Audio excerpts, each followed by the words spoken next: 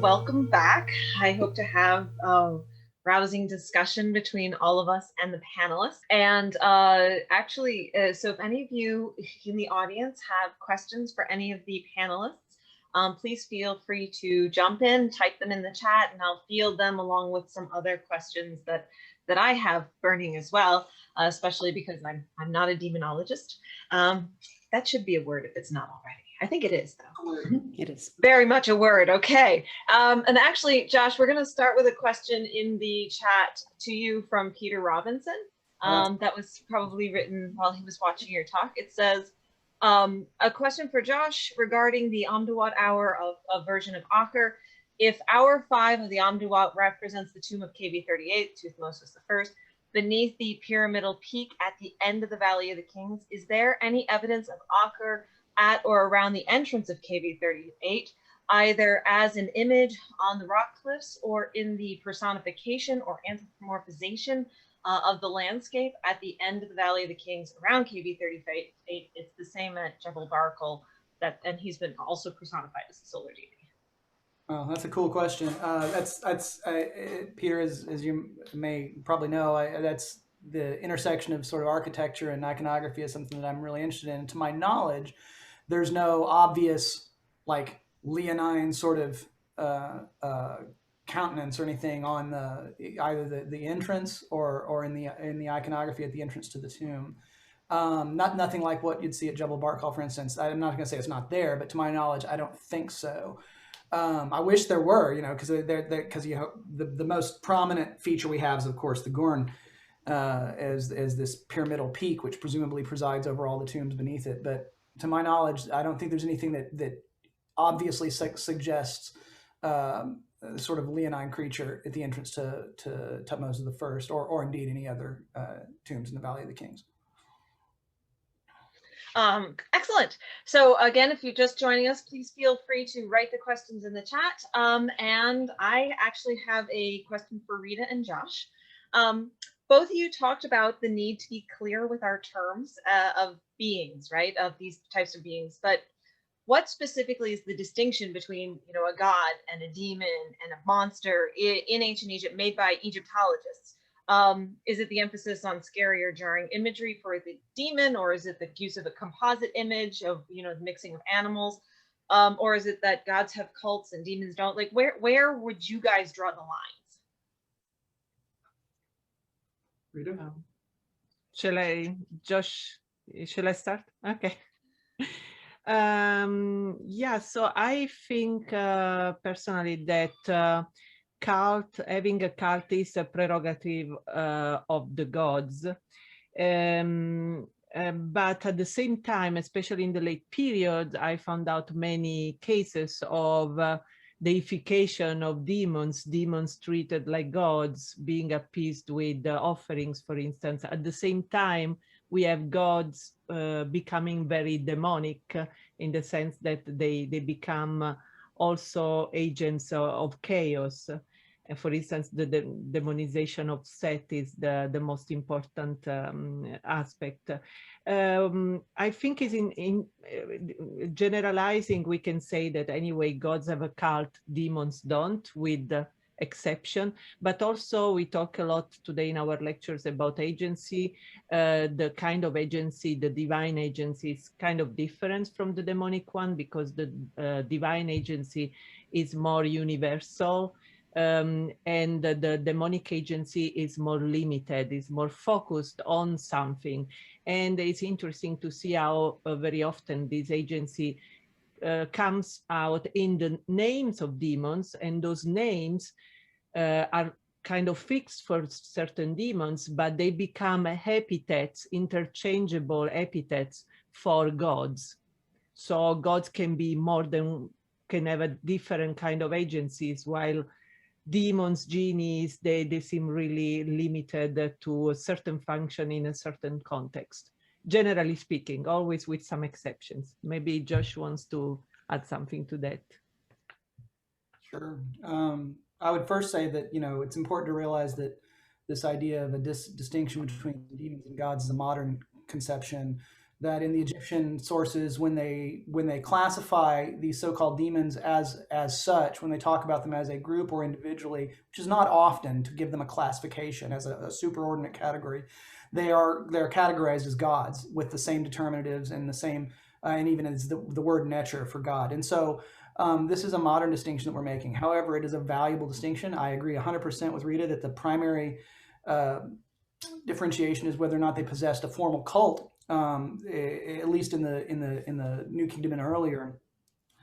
However, one of the things that springs to mind when we're watching all these talks and speaking about the difference between gods and demons is that I don't want folks to get too carried away with the idea that so-called demons were exclusively, beneficial and positive and things like this, because there's also a quite rich category of malevolent supernatural entities, plague bearers, and disease-causing creatures that we see in the magical texts, who have no discernible positive value that I can think of off the top of my head. So there certainly were purely malevolent spiritual entities as well that might fall more under the term of demon in the sort of Judeo-Christian sense. Wonderful. So Kasha, I have a quick question for you. So I was really struck by your discussion of the power of the image without the need for the religious spells to make it efficacious. And yet you talked about the position of dance, or also the opening of the mouth for vocalization. And both of those really elucidate the idea of performance. So I was wondering, how can you rectify this seeming contradiction? I mean, would people in their houses act out a little best dance, kind of like the image at Darrow Medina? How does this actually work? Yeah, that's a really good question. What I meant by that they don't need a spell is because once you have them depicted, you've manifested them, you've brought them into existence, and then in the night, it's up to them. When one of these malevolent, demonic, the Cassio, the murderers, the damned, the other dead that come to cause of various problems they come in their own, right? So you don't need to do anything after that point. And that was my point, is that they sort of activate on their own. It's like you cast a delayed spell, let's say, that then comes into existence. Now, the question of whether people actually did that is really interesting, because of course, some of the earliest images we have of, not some of the earliest images, but some images we have from the Middle Kingdom feature dance. Well, dance is an important role in ritual. And some of them have masks, or in a couple, they seem to, or they're depicting somebody who is embodying the idea of that being and doing the dance and vocalizing. So the two are kind of separate.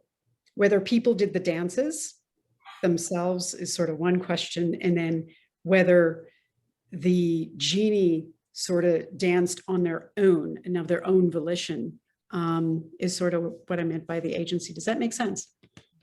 Absolutely. No. Yeah, wonderful. So Brian, there's a question for you in the chat from Len Warner. It says, can you tell us a bit more about the treatment of the disembodied head of Osiris at during the Abydos festivals? Was it considered an oracular head? How was it handled after it was removed from the Sokar statue? How does this relate to headless portrayals of Osiris with Isis and Nephthys? Can you talk about the association of Beths with the headless Osiris? Thank you, Len, for being in this audience, because I'd be happy to talk about any of that. I think it might take the rest of our time up, but before I mention the head of Osiris, which has a lot to talk about, I'd like to reiterate what Kasia said, especially the issue of what images do in ancient Egypt, because that's an issue that comes up occasionally in Egyptological debates about the nature of ritual, the question of text as primacy versus performance versus images. And I think we need to emphasize that all of them work. You write images down, you perform texts, you do ritual acts, and they all work. There's no primacy, at least from what I see. So on to the head of Osiris, which is depicted in those images of Horus, who's Yemi Shanut, and in the Osiris, the Abydos fetish, Yeah, the head of Osiris is kind of the whole point of the festival, from what I've been able to reconstruct of it, and it has to do with specifically with Abydos, is the location where the head was discovered in the myth of Osiris, and that gives it chief primacy in Egyptian myth. Why one of the reasons Abydos is special is because it's the head. It's the first relic of Osiris. And so the entire festival is recreating the myth of discovering his head and fixing it, making it all work again. And in the process of doing that, or the head has oracular powers because it is the original part of the body of Osiris. And if you look in Papyrus Umalak, which is gives us, I think, probably the best clues to understanding what's going on. In especially Sandra Lippert's rereading of that text, the oracular powers of the head are explained as the fact that it is still the original body of Osiris, and when you perform the opening of the mouth ceremony upon it, it can tell you things. And those powers are not limited to what occurs in that story as telling you where his body parts are. I like to tell the anecdote that this is like Mrs. Potato Head and the third Toy Story, where her eye can tell you what it's seeing when it's disembodied. It's basically the same idea. But beyond that, it has oracular truth speaking, which is not just the fact that it's performed as ritual, but it's the fact it's a god. So anything that he says is a divine decree. So that has to come into being. And so there's especially later tradition that it has oracular powers. Specifically, the head of Osiris has oracular powers. And that may then relate back to the issue of the headless god, who is a bigger issue, and I still really haven't figured it out in its direct connection to the festival. But that, I think, is what you're getting at with the head missing. The god without a head, who's sometimes associated with Osiris or with Isis and Nephthys or other places too, seems to have something to do with this. But I'm not greatly convinced of what it is. So there's a question from Marissa Stevens in the chat that I think the whole panel can answer, and each from a different direction, actually. And she says, I was wondering if the presenters could comment on the connections between demons and liminality. The lectures all emphasize liminal spaces and or times, and it seems like demons play a specialized role in creating, maintaining, protecting these liminal spaces. Can we assume that one role of demons is to deal with liminality, and that some of these particular attributes of demons that were highlighted today, hybridity of the human and the animal, the semi-divine statues, both passive and active, etc., make them particularly suited for these roles? Okay. So take it away.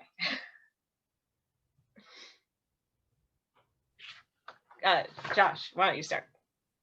Again, I would, liminality is an interesting idea to bring into it, and a lot of these creatures do seem to have that association, but I would again hesitate to draw too firm a distinction with so-called gods as well, because there are plenty of instances of gods who are associated with liminality. Seth is a liminal god par excellence, and the sun god's most important episodes in his life cycle are the liminal moments when he passes from day to night and night to day.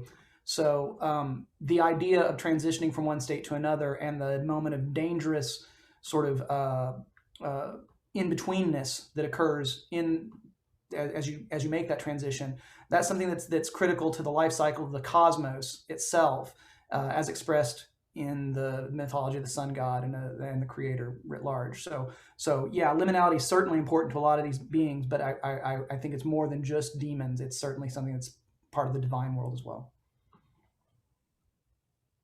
Go ahead, Rita. Yeah, and if I may add I agree with Josh.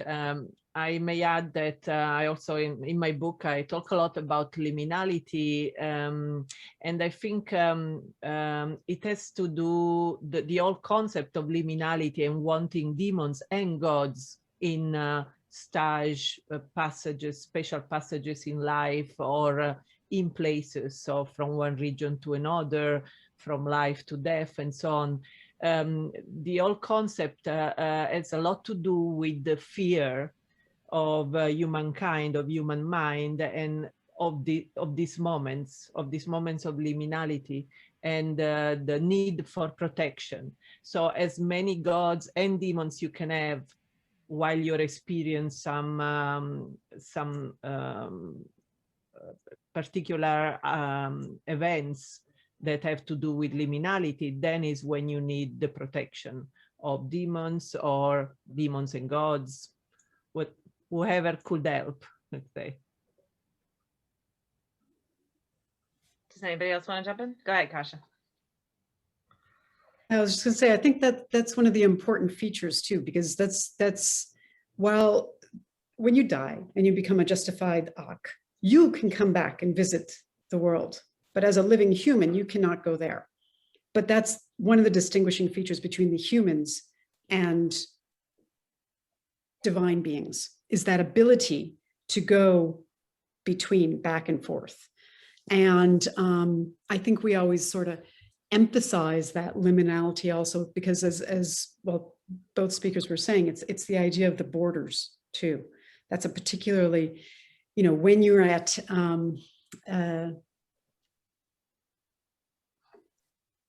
even Brian's talk, when he was talking about Osiris, when he's weak, he's sort of at the boundary, isn't he? He's almost, in the negative zone. He's sort of at the boundary of being there. So you need that protection right at that time.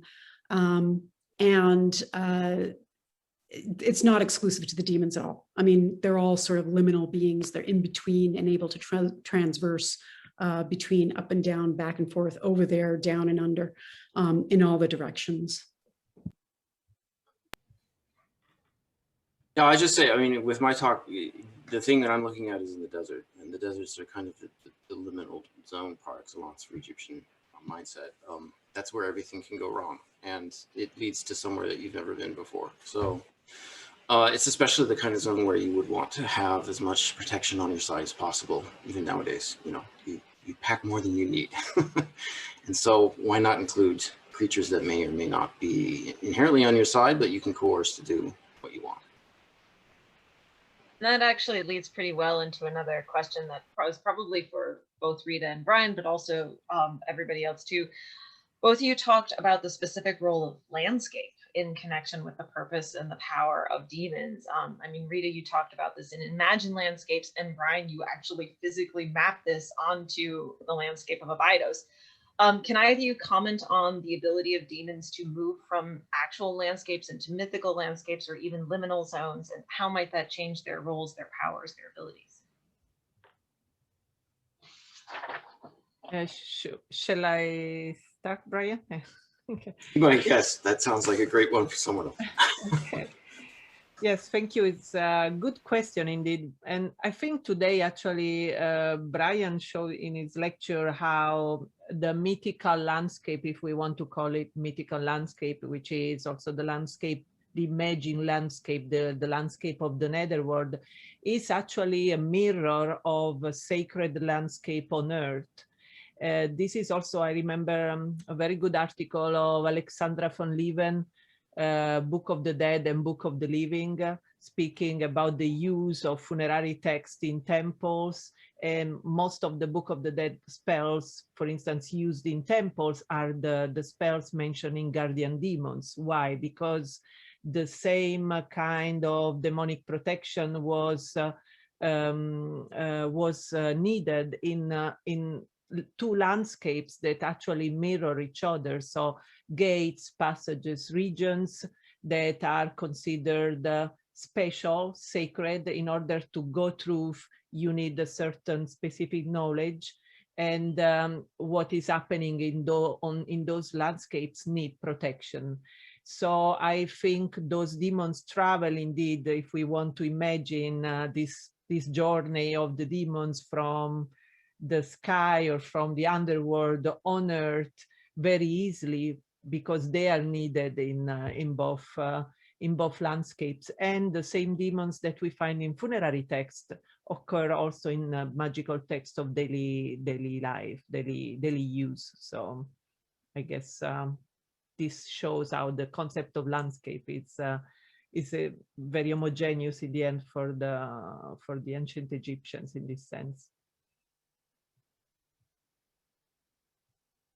Yeah, there's a concept I thought that we don't talk about enough in Egyptology, and that is the idea of luminous, in the sense that going to a place gives you the creeps about it.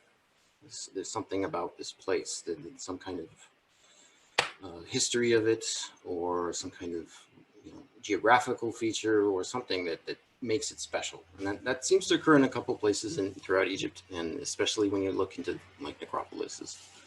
You see people describe images of things that, and they encounter beings that, it's not necessarily directly connected to that place, but they're there.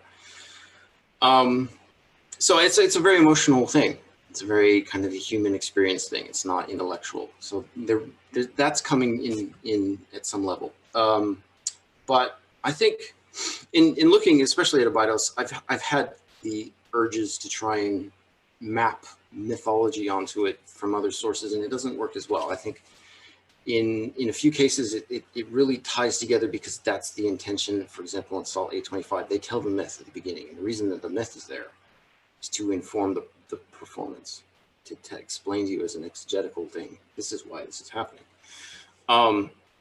Whereas that myth comes from somewhere else where there's a lot more elaboration, and there are various versions of the myth of Osiris that they come from different places. And it's kind of a nationwide phenomenon, but it's being mapped there in Abydos in very specific ways. So it doesn't always work to try and take the myth and see where it worked, unless you have a great source. Yeah. Wonderful. So there are several questions in the chat that I'm just going to kind of merge into one, but a lot of people want to know about the connections between ancient Egyptian demons and things outside of Egypt.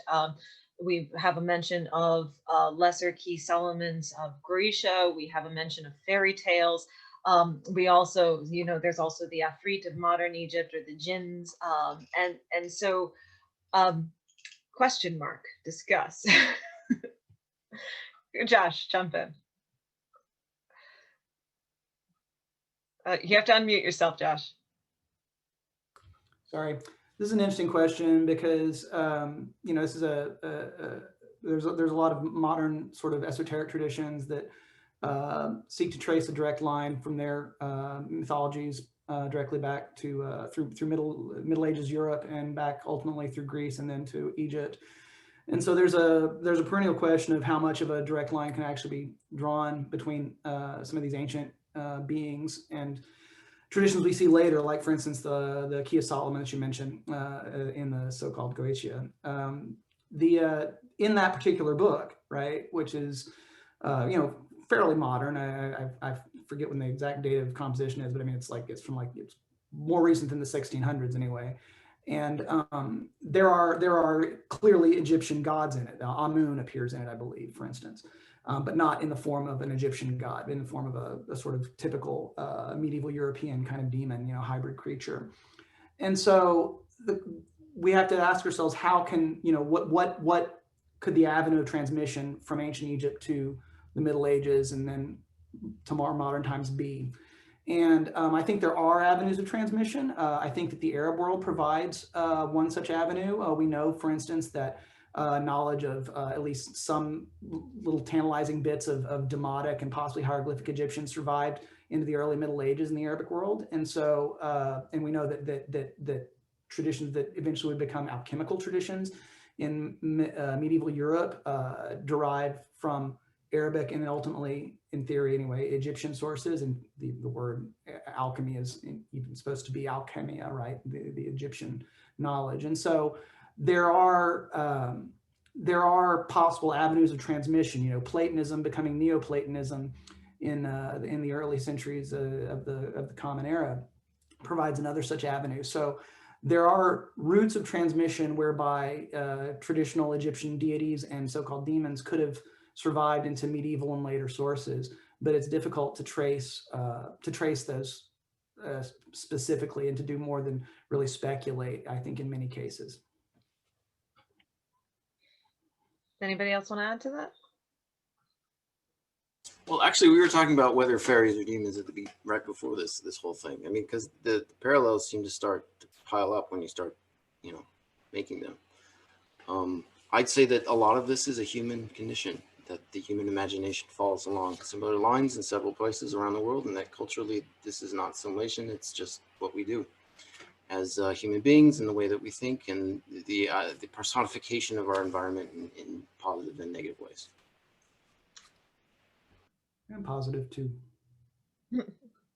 Okay, so we're gonna take If I very quickly, oh, Rita, go ahead. Sorry. Yes, just please very go on. quickly add to this interesting issue the fact that when demons and gods from polytheistic religions are received, interpreted by monotheistic religions, you also see a difference in the new function of those beings, which is not anymore the original one. And so it's interesting also to see this shift in function of the Egyptian demons once that it arrives in a Gnostic tradition, Christian tradition, what is left of the real figure, of the real origin and function of the demon. So, but this will be a long discourse and needs a lot of comparative work. Okay, wonderful. So Kasia, there's a question in the chat for you from Moises Cresto. He says, regarding the pillows with inscriptions, encouraging dreams and protections is the only encouraging dreams and protections the only general functions of the artifacts? I mean, are there other things besides protection and encouraging dreams? For headrests in general, yeah, and I don't think they encouraged dreams. What the spells on them actually, some modern cultures use them to encourage dreams, but there is actually no evidence for the Egyptians doing that at all. In terms of nighttime use at home, their main use would be as a pillow and as a focus for the the essence of these genie benevolent beings to inhabit, and for protection. The spells are for good sleep, which is not the same as good dreams in particular. Like, one can have dreams that are not very good at all and that lead to bad sleep. So, but yeah, they certainly have a lot of symbolic function as well. Their function as sort of representations of,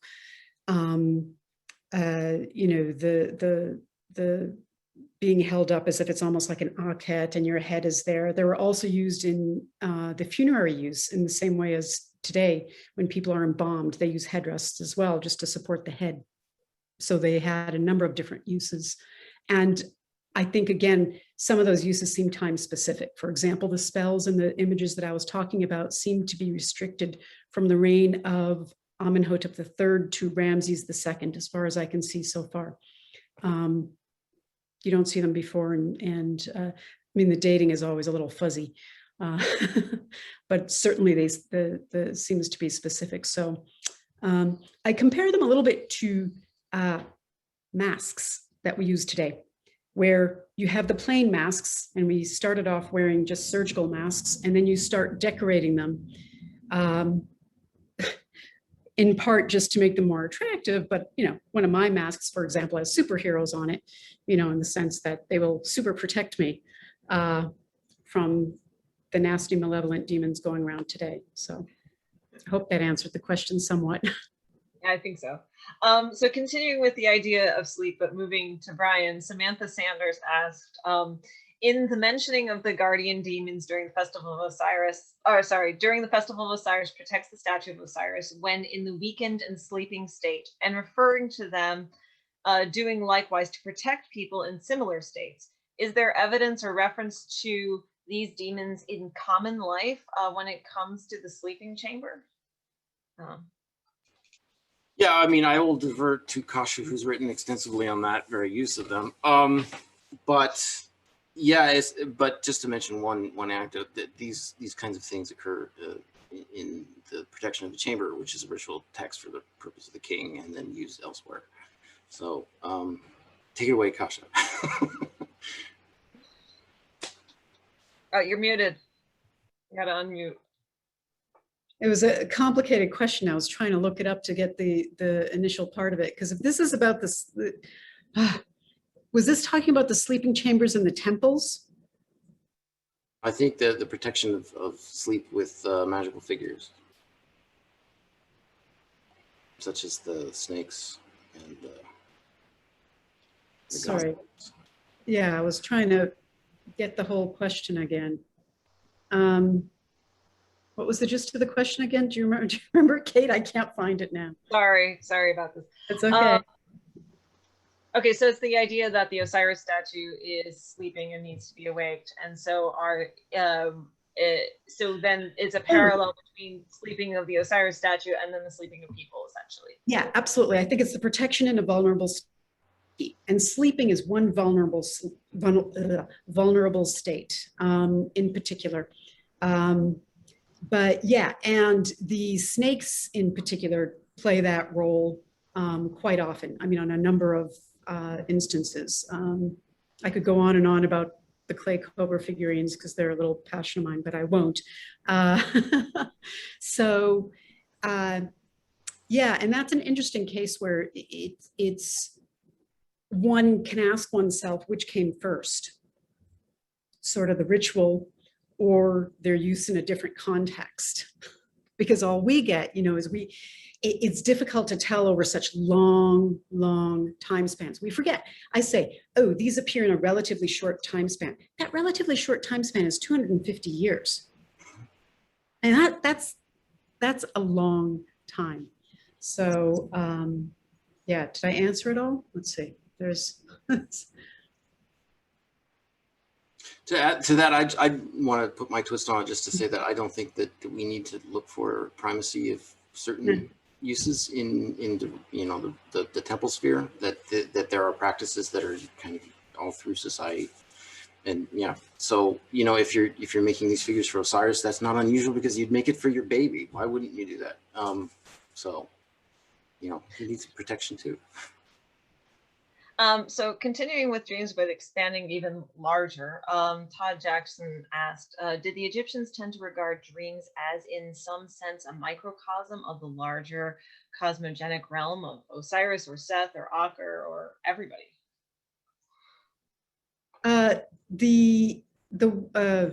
Doing a lecture for another ARCE on dreams in May, but dreams in particular, no, I don't think they pictured them as a microcosm like that at all. The Egyptian word for dream was resut, which means awakening, right? It's awakening. It's always a thing, and you see something in a dream. You can see things that happen in the afterlife, which is why you can see a deceased family member, for example, or hope to.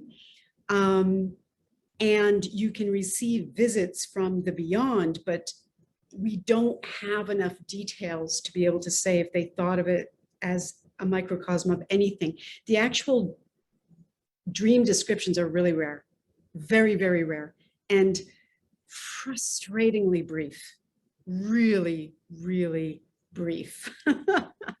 So it might be all they could remember. I mean, yeah, maybe so, maybe. I mean, in fact, I mean, when I was looking for evidence for dreams, I found so much more evidence for bad dreams and nightmares than I did for good dreams at all. So I don't think they were that important in that respect. So a question for both Kasia and Rita. I noticed that, Kasia, you talked about the role and power of the image itself. But Rita, you also talked about texts that have a name and the importance of naming in order to control things. And I'm wondering if you guys could talk about this juxtaposition and, you know, have a little sparring match. What's more important, the name or the image? Or not? Yeah, you want me to? Okay. Yeah, well, I didn't consult with Cassio, and we never talk about this, right? What is more important? But actually, I think we agree that there's not a hierarchy. There is always up to the context, and so, for instance, we have seen in Cassio lectures all those anonymous figures. They didn't need a name. Their image in that context of protection was all what was needed. But we have other demons which are only mentioned by name and there are no images, also, like for instance, bad demons in daily magic, which is almost dangerous, I guess, to depict them. This is why we don't find the images.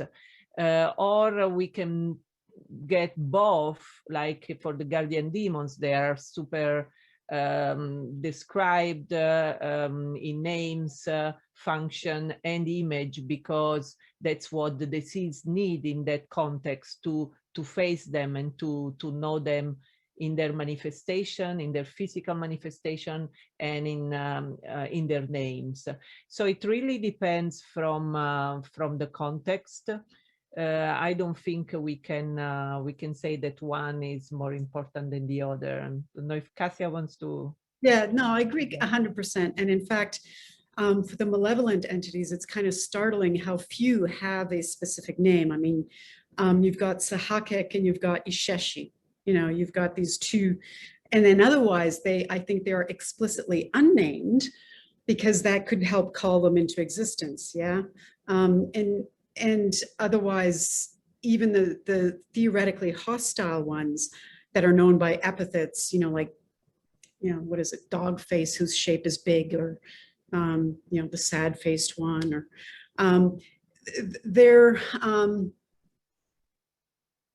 it's their attributes that are important. So that's what they're known by, what they sort of do in their action.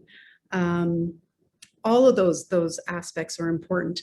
I think, you know, one of the point of having the image is you don't have to, it doesn't have to have a name. That doesn't really matter. It's what it does. It's the fact that it can do. And in other cases, it is the name. So yeah, it all depends on the context without any sort of hierarchy. Again, we sort of compress so much time and people in types of evidence in different contexts. So Peter Robinson has a question that brings all of you together. He said at 3:45, you need to reference it. Rita, you mentioned Chris Tilly and his phenomenology of landscape. Brian and other speakers, did you think that Abydos is a sacred landscape and elsewhere became a stage for the demons or divinities? I'm thinking also in the sense that Kasha mentioned about the semi-permeable interface between the living and the dead, and the way that Osman sees the divine spirits can inhabit physical spaces, and therefore inference that they could appear in the physical landscape, but be invisible to mortals. Question mark. Go ahead, jump in, Josh. Short answer, yes. Yeah, I mean, that's the, yeah, I would agree. I mean, it's the, this is you invoked Osman, so I'll come back with the same reference. I believe it's Osman who talks about the Ba specifically as of you know, gods and demons being their sort of manifestation in the physical plane. It doesn't necessarily mean you see a you know, a two-headed, you know, spider-legged creature running towards you, but you might see a manifestation of its influence, and that you're nonetheless able to perceive in your mind, whether it's, you know, visually or whatever. And so in the landscape, I think that certainly at Abydos, where we now know more than ever about what the Egyptians thought about the landscape and what they called the parts of the landscape and things like this, I think they certainly perceived the area itself as numinous, to borrow the term that Brian brought up earlier. This is why, I mean, there's a word in this in Egyptian, of course, which is not often talked about in these terms. I think it was Gardner who first defined the word Jesser, which we usually translate as sacred. And Gardner pointed out, and I think absolutely rightly, that what it really means is sacred in the literal sense, set apart, and something that's apart from the regular world, that is somehow imbued with power because it is separate and set apart. And so it's sacred in that sense. And Abydos certainly qualifies as a sacred landscape in the Jesser landscape in the Egyptian sense. So I do think that that the landscape itself could be imbued with agency and with intelligence, divine intelligence, demonic intelligence, whatever you want to call it, whatever the case might call for. I'll take up from there if you want. I think it was Hoffman, actually, the Jesser issue, his dissertation. But you're right, absolutely on that. And it's called Todd Jesser specifically for that purpose. And there's not just, you know, a sense of numinous prohibition to go there, or setting apart. It was enforced in the sense that you could, if you went there without authority, you were burned alive. So it's a real thing that they enforced for periods of time. And I think anyone who has been to a Vitus, especially, you know, Josh, you've been there at night and the lights go out and all of a sudden you realize this place is unusual. And the talk I'm giving at ARCE, which I gave you guys, it's the ARCE annual meeting in September, talks about another text that specifically talks about seeing the image of Osiris as it rises in the sky as a constellation. And this whole kind of sense of landscape is not tied to just being there, it's tied to spending time there as well. And kind of seeing the mythology of the landscape play itself out.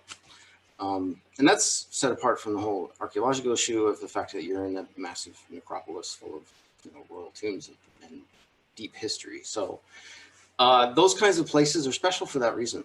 And it's not just Abydos, it's, you know, Thebes, Luxor, everywhere has this kind of deep history to it. Okay, great. So there's one quick question for Kasha about the origins of Bes. Vanessa Foote said that she's been reading Romano and argues about an indigenous origin for him, but you also mentioned dance moves and the Maori's images was very powerful. Is there any way that Bes might have more of an African origin? I agree completely with Romano. And, you know, it is, where are you going to draw the line physically, right? It's, you know, part of Egypt is and was, and it's on the African continent. So it's sort of, I think the point is whether it's indigenous or whether it had to be brought in. And I just completely agree with Romano that there's no reason to think that it came from elsewhere. And a lot of the features that Bes have arise indigenously in numerous cultures. So for example, a lot of the features, the forward facing, the eyes open, the mouth open, that's something that seems to be meaningful, those particular ones, to humans around the world without any, you know, reason for diffusion or anything. You know, and other characteristics are unique, like the knives on the feet, which I can't find anywhere else.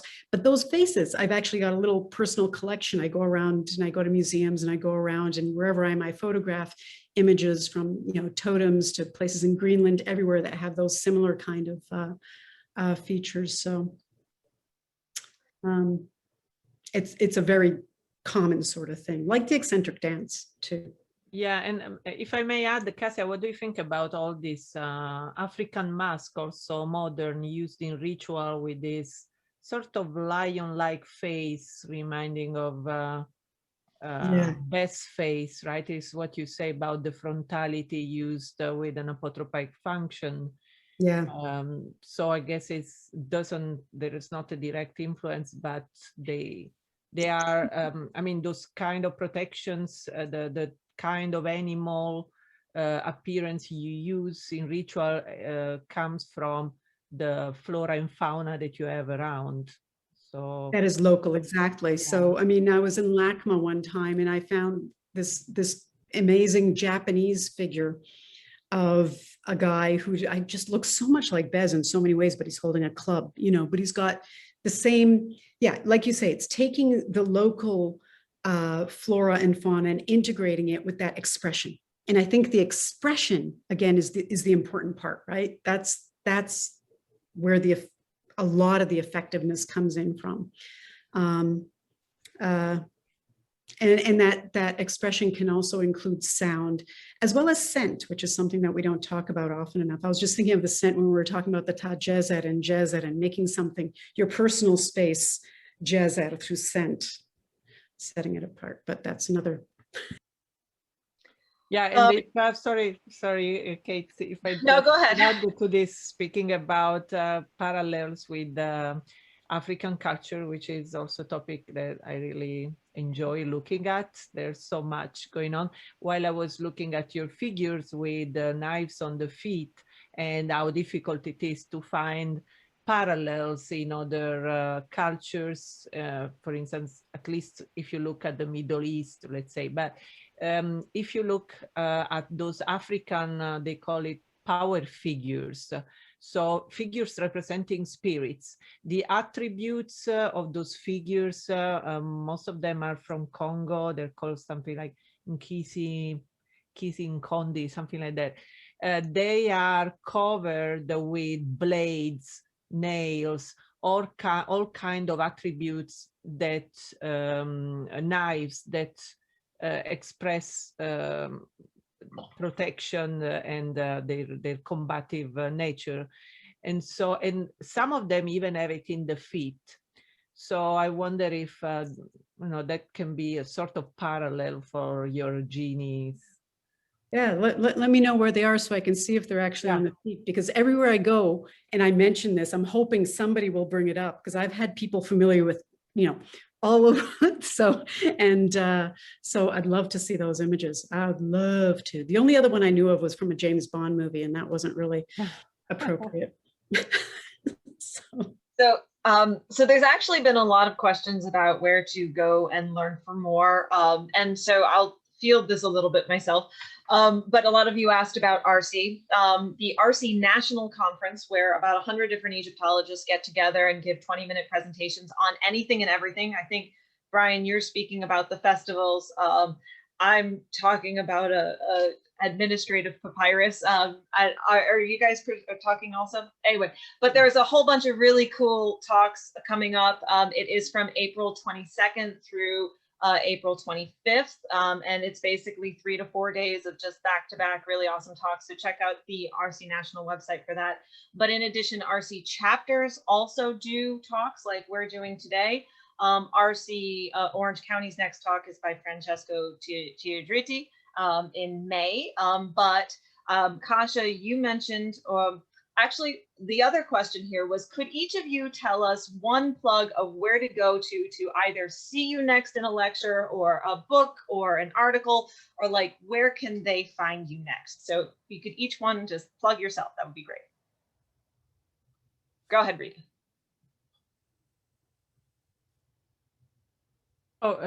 Yeah, go ahead, you Rita. told me, sorry, I didn't. Sure. Well, actually, I'm giving another AFCE lecture next Sunday, April 18, on a different topic, but maybe still interesting. We talk about parallels with Africa, but I'll talk about the reception of ancient Egypt in African-American communities in the US. So from Afrocentrism to Afrofuturism and the idea of ancient Egypt, how it comes in their arts, music, and literature. So the information is actually on the ARCE website of Northern California chapter, and can be found, I think, on the internet easily if you just Google it.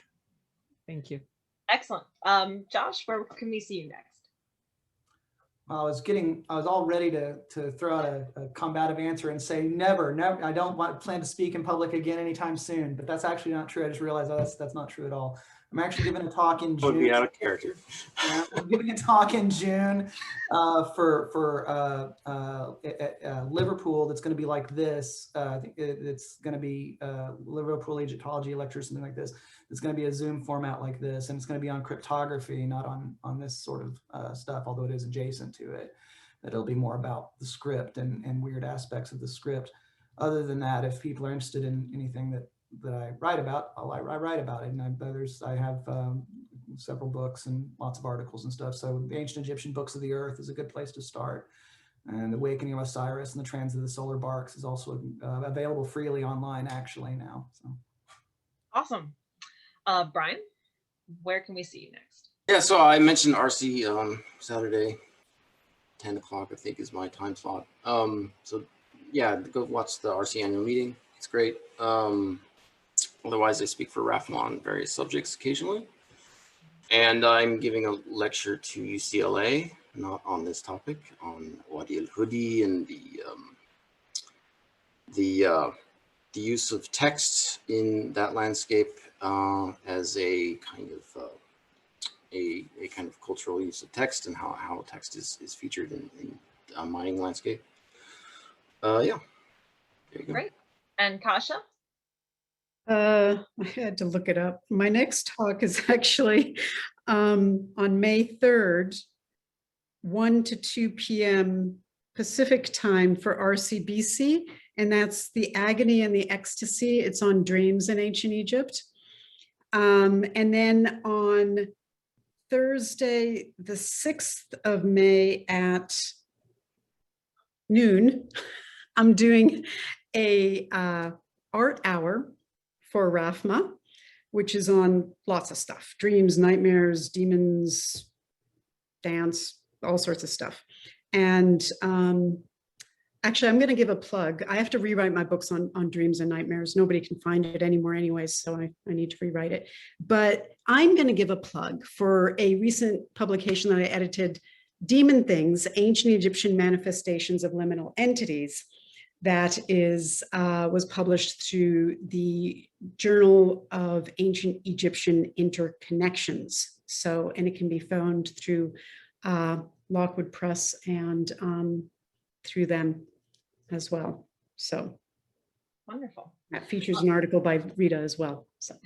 And I also encourage anybody who's interested to look much more at the RAFMA website, the Robert and Francis Fullerton Museum of Art. They have spent the last year bringing together just amazing resources and putting together things like 3D models and talks and discussions. It's a really great place to learn much more about things dealing with ancient Egypt, things dealing with the collection. Eva, I know you're not pinned, but do you want to jump in and talk about RAFMA for a minute before we sign off? Yes, thank you, Kate. That was wonderful. I just would like to add that for the young adepts of Egyptology, we will have a workshop, our second edition of virtual workshop for kids discover Egypt, and it will be sometime in July, and you can check on our website, and maybe you will run into all those other wonderful things that we do and we have on the website, on our RAFMA at home. So thank you. And so I'm sorry if I didn't get to your question. There was a lot of interest today, but we've gone an hour. So I think that all of our speakers are wonderful, and I'd like to thank all of our speakers. They're also all amicable people, so you could probably reach out to them and email them with your questions personally too. And so thank you so much for coming and being part of this really amazing event where we brought together these 4 amazing speakers. And thank you all. Thank you to Rita, Kasia, Josh, and Brian for speaking for us today. This has been very special. Thank you. Thank you all. Thank you, Kate. Thank you. Thank you. Thank you. Bye. See you next time.